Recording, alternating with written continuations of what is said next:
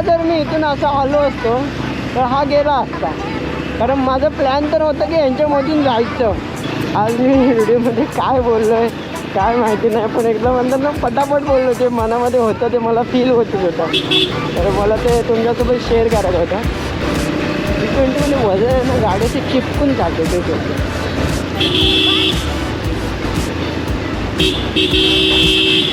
आत्ता इंडिकेटर देतो nonsense butterfly. 17,307 17,307 kilometre चालल्यानंतर गाडीची जी बॅक साईडच्या टायरची जी बेरिंग आहे ती बेरिंग मला त्यांना दाखवली, आणि ती बेरिंग जेव्हा मी बघितली तेव्हा अक्षरशः मला ना असं वाटलं की मी खरंच माझ्या गाड्याच्या बाबतीत हलर्जीपणा केला. म्हणजे तुम्हाला तर मी व्हिडिओ दाखवेन, त्या बेरिंगमध्ये ना अक्षरशः गंज लागलं, गंज. म्हणजे गंजमध्ये कसं म्हणतात ना ती गाडी म्हणतात ना गावाला एका कोपऱ्यात कशी ठेवून देतात तिला. हां चला चला काय ठेवायला इथं पाहिजे. हा बघा बघा थांबा हां हां द्या जोर द्या. हां 1 2 3 थोडं आतमध्ये मला धरायला पाहिजे.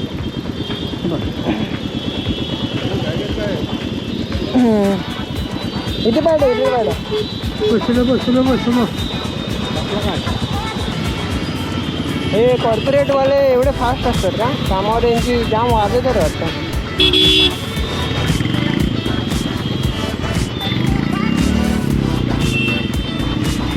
जीवाचं रान घालतात आणि गाड्या ओढतात. सुप्रभात मंडळी, माझं नाव विशाल आणि धरून या यूट्यूब चॅनलमध्ये तुमच्या सर्वांचं पुन्हा एकदा स्वागत आहे. आणि बघू शकता आपल्या गाडीला जेवढे प्रॉब्लेम्स होते ते प्रॉब्लेम्सबद्दल आज आपण डिस्कस करणार आहोत. मी एक गोष्ट तुम्हाला क्लिअर करणार आहे की काय काय प्रॉब्लेम झाले होते. एवढे दिवस मी गाडीला का नव्हतो मनातून चालवत होतो, म्हणजे एक म्हणतो ना मनात एक फ्री असं माझं मन नव्हतं माझ्या गाडीच्या प्रॉब्लेम्समुळे. तर आज बघू शकता आवाज, मला असे ना मनाला शांती भेटते. असं मला वाटतं की जेवढे माझ्या रोमिओमध्ये प्रॉब्लेम होते, हॉर्नचा आवाज पण बघा एकदम क्लिअर.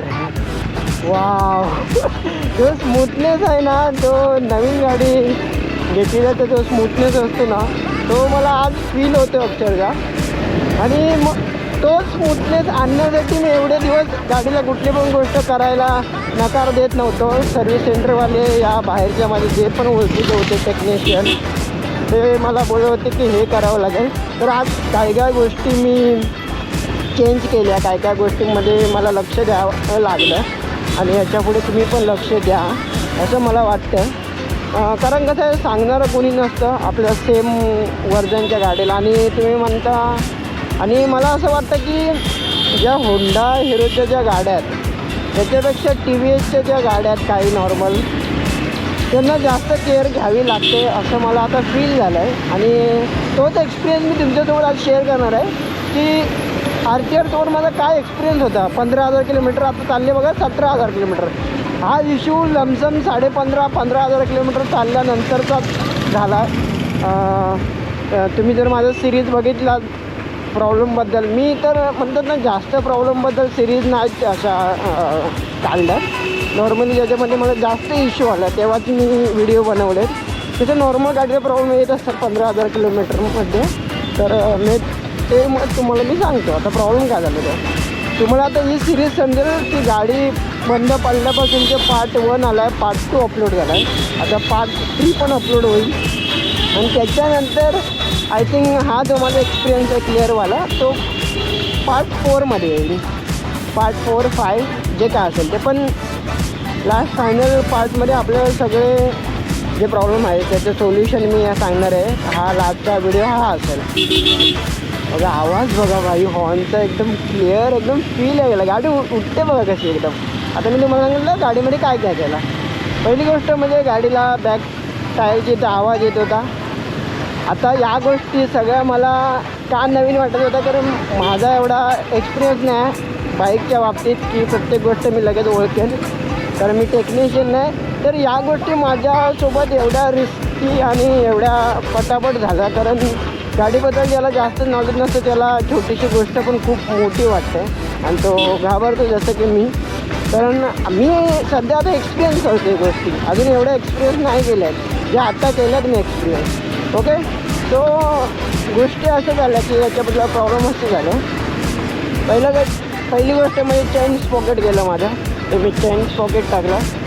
आता मी सर्व्हिस सेंटर नेल्यावरती मला एवढं काय सांगितलं की मला काय कळत नव्हतं की गाडी मी जुनी घेतली की गाडीची अर्धी लाईफ संपली असं मला फील व्हायला लागलं जेव्हा मी सर्व्हिस सेंटरला गेलो. कारण माझी गाडी जेव्हा पूर्ण बंद पडली होती तेव्हा सर्व्हिस सेंटरवाल्याने चालू करून दिली होती. तेव्हा बोलले होते वायरिंगचा प्रॉब्लेम आहे, पण त्याने वायरिंगचा प्रॉब्लेम काय ते कसा तरी सॉल्व्ह केला. आणि नंतर सेन्सरचा एक प्रॉब्लेम होता, तो पण म्हणजे गाडी त्याने चालू करून दिली. त्याच्यानंतर गाडीमध्ये बॅक साईडला आवाज येत होता, ते चेन्स पॉकेट गेलं होतं माझं, मी चेन्स पॉकेट घातलं पूर्ण. त्याच्यानंतर तुम्हाला माहिती होतं RTRमध्ये किटकिट आवाज येतो नॉईजचा. तर मी 15,000 किलोमीटरपर्यंत सेट नव्हते, टॅपेट सेट नव्हते केले मी. आय थिंक आता ती गोष्ट माझी नाही आहे. जर मी एवढं सर्व्हिस केल्या 2 वर्षामध्ये 4 सर्व्हिस तुमच्या फ्री केल्या, 4-5. त्याच्यानंतर मी AMC पण घेतले, त्या पण मी सर्व्हिस करतो. तर तुम्हाला कुठेतरी सर्व्हिस सेंटरवरनं कळायला पाहिजे की गाडीचे एकदा पण टॅपेट सेट नाही झाले, करायला पाहिजे. आणि दुसरी गोष्ट म्हणजे त्यांनी हे नाही केलं, काय बोलतात ते पूर्ण गाडी स्कॅनिंग करतात, त्याला फ्लॅश असं काय तरी बोलतात, फ्लॅश आय थिंक बोलतात वाटतं. फ्लॅश वेगळं आणि फ्लॅश आय थिंक, त्याला फ्लॅश बोलतात. पण पूर्ण गाडी स्कॅनिंग करतात त्या मशीनने, एवढं मात्र नक्की लक्षात द्या. ती पण गोष्ट त्यांनी एवढी 17,000 किलोमीटर चालली त्याच्यामध्ये एकदा पण नाही केली. प्रॉब्लेम असा होतो की सर्व्हिस सेंटरला गेल्यानंतर ऑलरेडी एवढ्या गाड्या सर्व्हिस असतात की ते तुमच्या गाडीला प्रॉपर 1-1.5 तास पण देऊ नाही शकत. तुम्हाला सांगतो मॅक्झिमम ते अर्धा तास देतात एका गाडीसाठी, अर्धा तास. मी किती वेळा खेचायचा प्रयत्न केला की 1 तास 1.5 तास समोर उभं राहून, पण ते जायला तयारच नाहीत. एवढे म्हणजे माणसं आणि माझे आणि त्यांचे संबंध ना खूप खराब आहे सर्व्हिस सेंटरवाल्यांचे. एवढे खराब म्हणजे काय बोलायला नको, बरोबर ना. गाडीच्या बाबतीत हलगर्जीपणा नाही चालणार ना. तुम्ही पैसे घेत आहे, तुम्ही AMC करून देत आहे, हां, मग पैसे काय फक्त थोडे असेच देता येतात.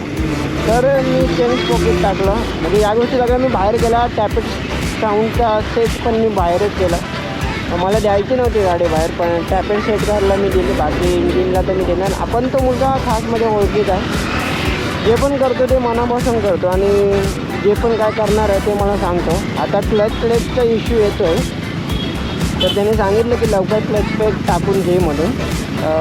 तर तो बोलला जर आता जर क्लच प्लेट नाही टाकलीस तर पूर्ण सेट घालावं लागेल, मग आपल्याला खूप महागात पडेल. तर नॉर्मली क्लच प्लेटचा एक त्याचे पार्ट असतो, आय थिंक तो बोलला गेला आहे, तर तो घालून घे. आय थिंक तो 650च्या आसपास भेटतो.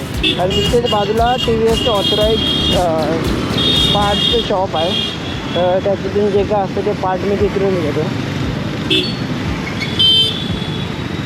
तर अशा या गोष्टी झाल्या आहेत माझ्यासोबत. आणि आत्ता माझी गाडी खूप क्लीन आणि क्लिअर आणि एकदम स्मूथ फील होते मला.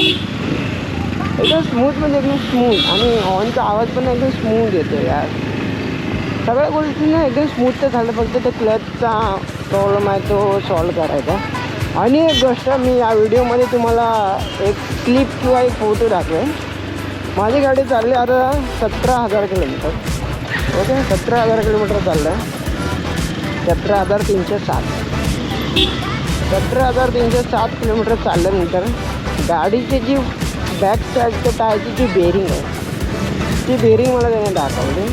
आणि ती बेरिंग जेव्हा मी बघितली तेव्हा अक्षरशः मला ना असं वाटलं की मी खरंच माझ्या गाडीच्या बाबतीत हलगर्जीपणा केला.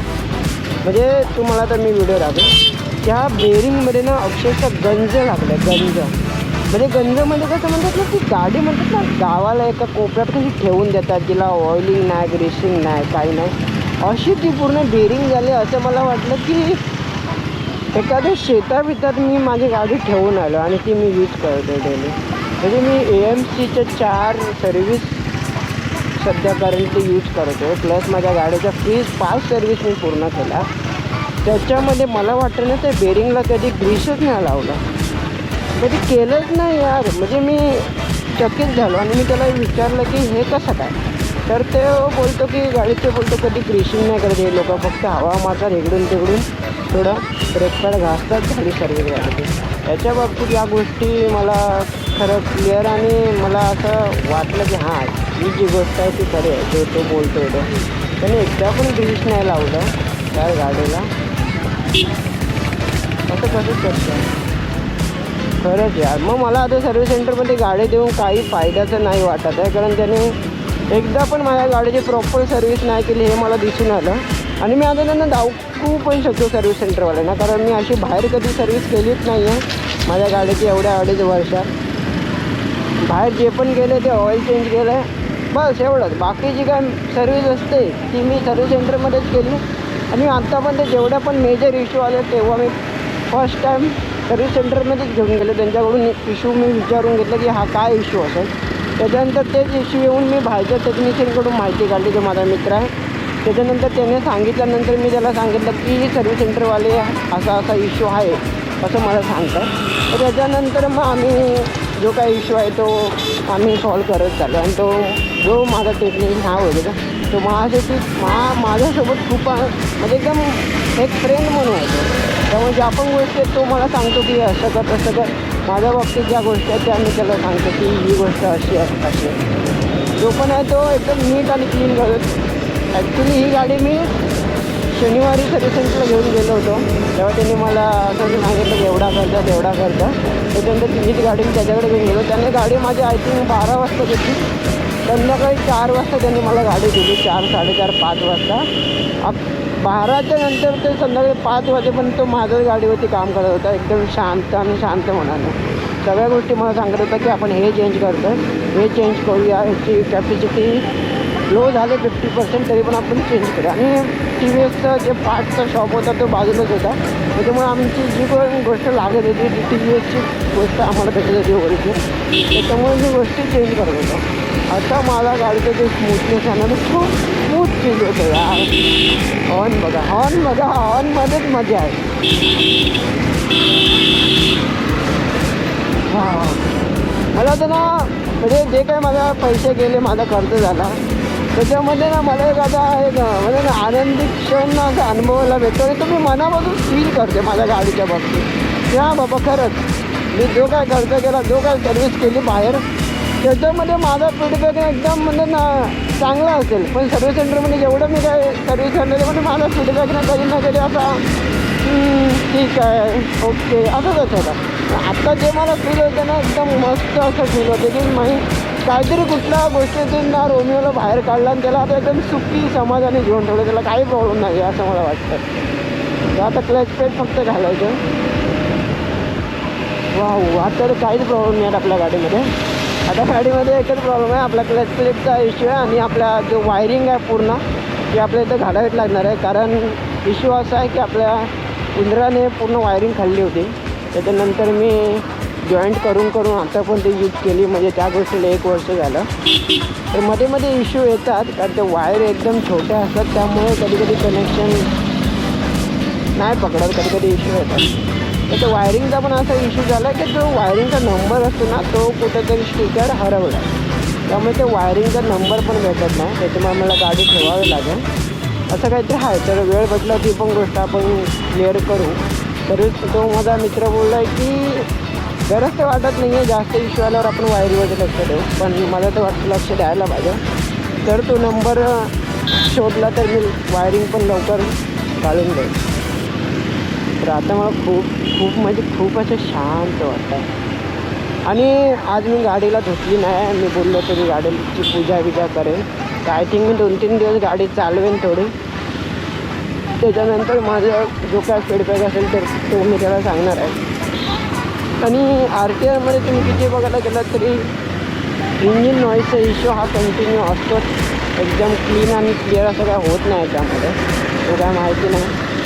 पण 15,000 किलोमीटर झाल्यावरती माझ्या बाबतीत ज्या मी गोष्टी केल्या त्याच्यावरती एक प्रॉपर व्हिडिओ येईल.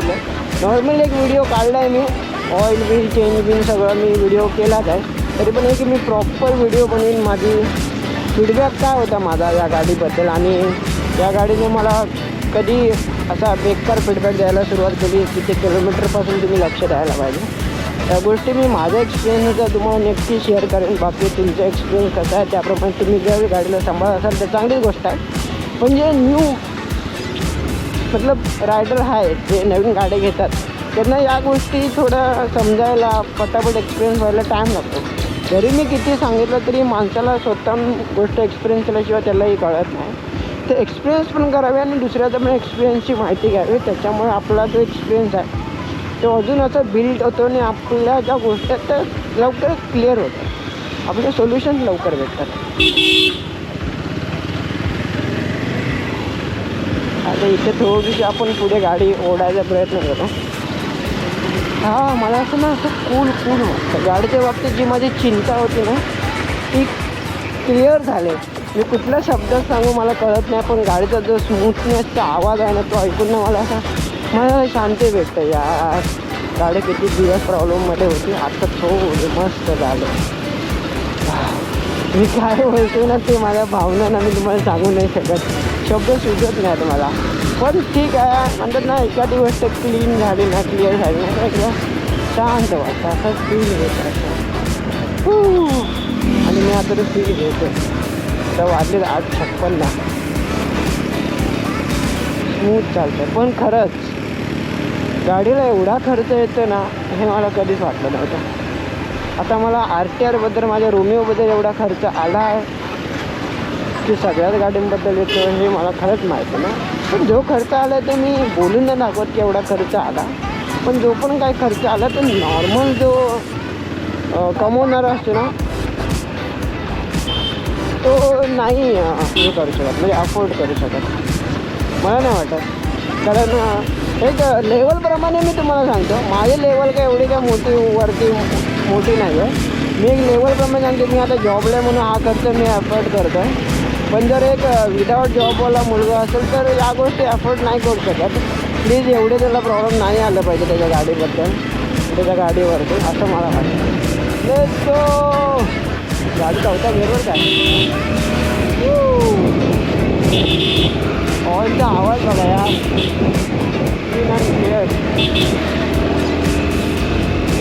मी स्पोर्ट मोडवरती गाडी ठेवली. मला फील घ्यायचा आहे गाडीचा. किती दिवस मी गाडीचा फील नव्हता घेतला कारण गाड्याने एकदम ना पकडून चालवतं.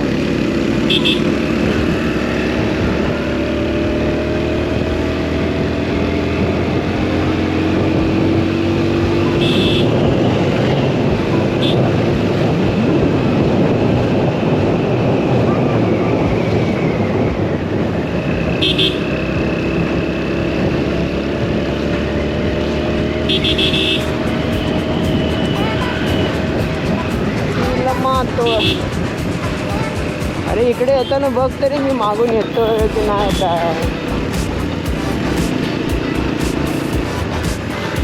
न्यू रायडर काय करते यार. Are you okay bro. नवीन गाडी आहे. मान खाली घालताना का ओढतोय गाड्याला. तू मान वरते तुम्ही बोल.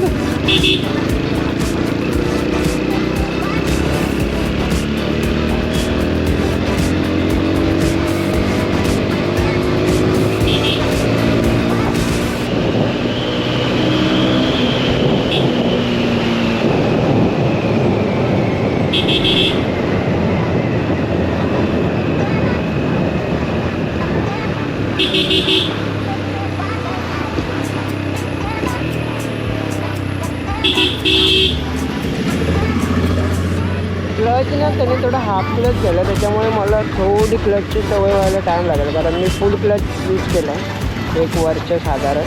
त्याच्यामुळं हाफ क्लचची मला जास्त अशी सवय नाही. त्यामुळे असं पटकन सोडताना ना हाफ क्लच आधी हाफ क्लच झाला म्हणजे 50 होतं. त्याच्यामध्ये पण गाडी पिकअप घ्यायला लगेच पिकअप घेतो. फुल क्लच होतं तेव्हा मला तेवढा पिकअप घेतो ना 50% क्लच सोडायला लागायचा. त्याच्यानंतर गाडी पिकअप घ्यायची. आता तर लगेच पिकअप घेतो.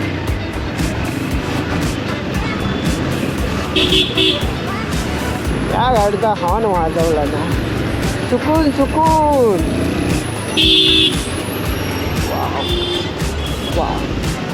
आज मी व्हिडिओमध्ये काय बोललो आहे काय माहिती नाही, पण एकदम म्हणतात ना पटापट बोललो. जे मनामध्ये होतं ते मला फील होत होतं.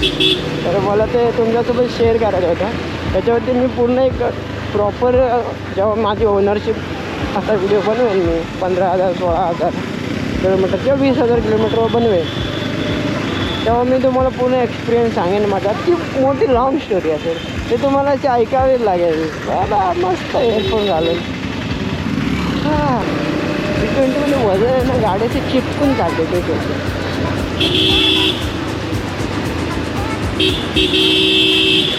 आत्ता इंडिकेटर देतोय. Nonsense butterfly.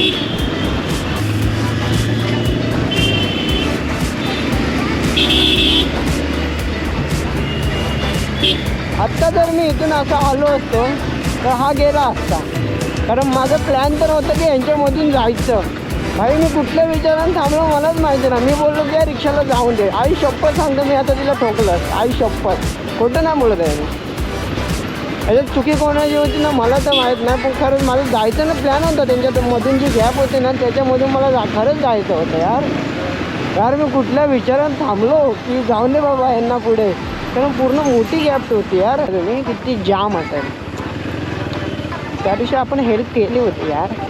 आता कुठे टाईम पण कमी आहे इतकं. हे बघा बघू शकता आता तुम्ही आपली फॉगलाईट पेटली आहे. त्यांना जायला पण देत नाही बघ. इथून कुठून रस्ता आहे. सो अरे काय ते. हो मॅडम ते टाकलं मॅडम. चोरी राहू चोरी भडकली बिचारी ती.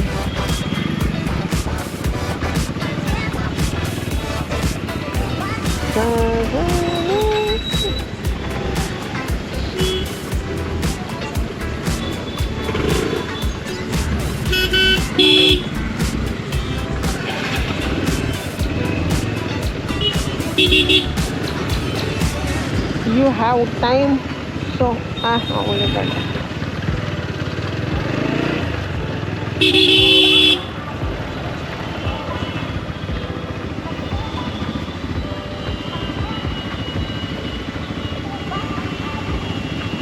पढ़ना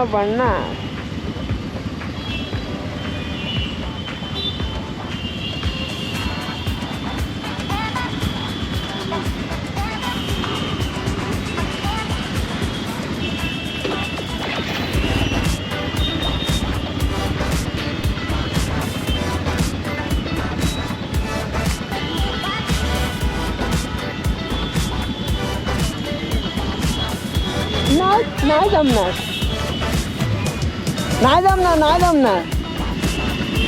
थांबा चौकस हां चला काय ठेवायला इथं पाहिजे. चालू काय बघा. थांबा हां द्या दूर द्या. हां 1 2 3 थोडं आतमध्ये. मला धरायला पाहिजे.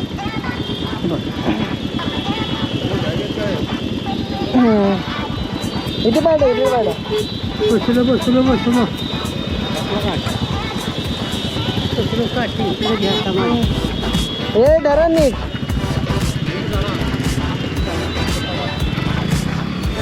चौकात घ्या. वजन इकडे ठेव, जास्त तिकडे नको ठेव. थांबा काठी द्यायला आपल्याला. लागेल काठी.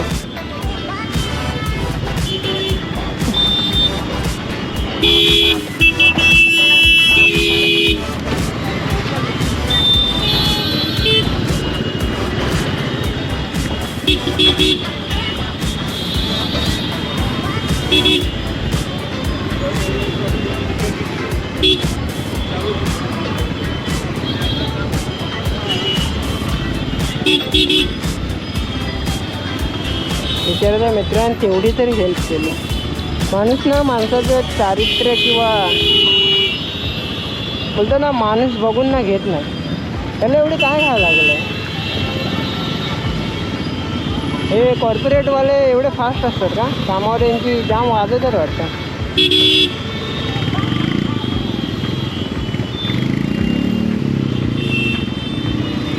जीवाचं रान करतात आणि गाड्या ओढतात.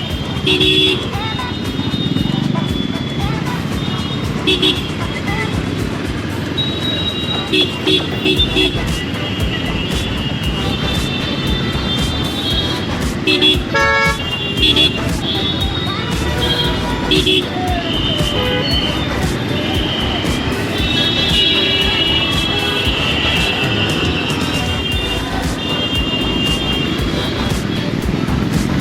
थिंक आज नाही आहे जास्त गर्दी. त्या दिवशी खूप गर्दी होती म्हणून मी हेल्प केली.